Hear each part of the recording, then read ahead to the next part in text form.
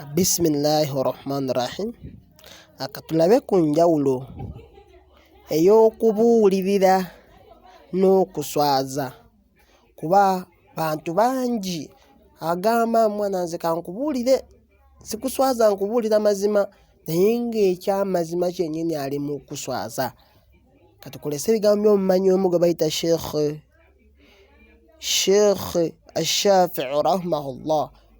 Imaamu Shafi'i rahimahullah yabeera ng'ayogera mu bigambo bye, yagamba nti man wa'adha akhaahu sirran faqad nassahahu wa man wa'adhahu alaniyatan faqad fadahahu.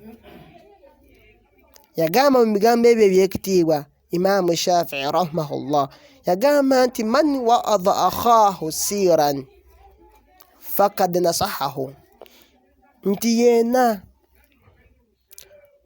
abuulira muganda we ng'amubuulirira oba n'ambeera ng'abaako n'olutuuza lw'amutuuza sirran mu kyama, n'abeera ng'abaako ne by'amugamba ng'abimugamba mu kyama, Imaamu Shafi'i yagamba nti faqad nasahahu, abeera amubuuliridde.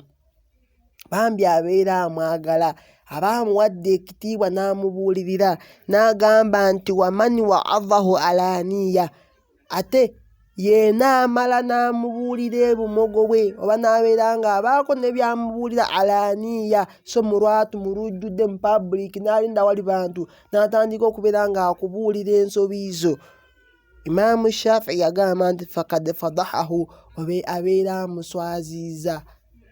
Abantu abamu tebamanyi kuswaza na kubuulirira. Akusanga mu lujjudde mu banno n'atandika okubeera ng'attootola byonna by'okola. Naye akulinda abagenyi bazze mikwano gyo, katugeze oluusi obazadde ewaka, genda ofulumye ebikunta, muntu mukulu oli awo okyafuka ku buliri, naye nga akulinze mu banne. Togamba bw'aba akubuulirira, kukuba kuswaza.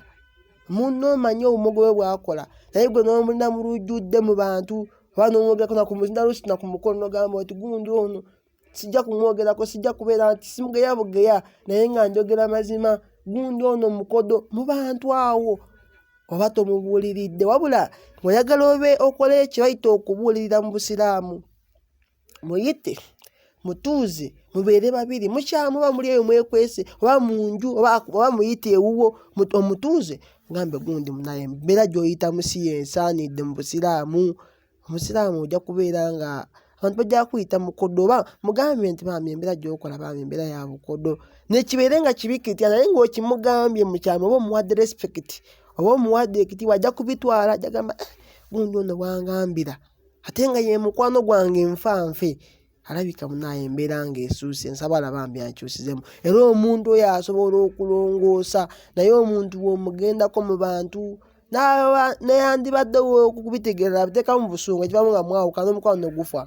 Ate ne bali abalala b'obadde ababadde balina kye bamanyi, n'obeera ng'ate omuntu omuweebudde ng'omuswaziza eri banno. Nabbi yagamba nti man satara muslima, yenna abiikira musiraamu munne n'omubiikira obumogo bwe eri bali abasigadde abatakimanyi, gwe n'okyesigaliza.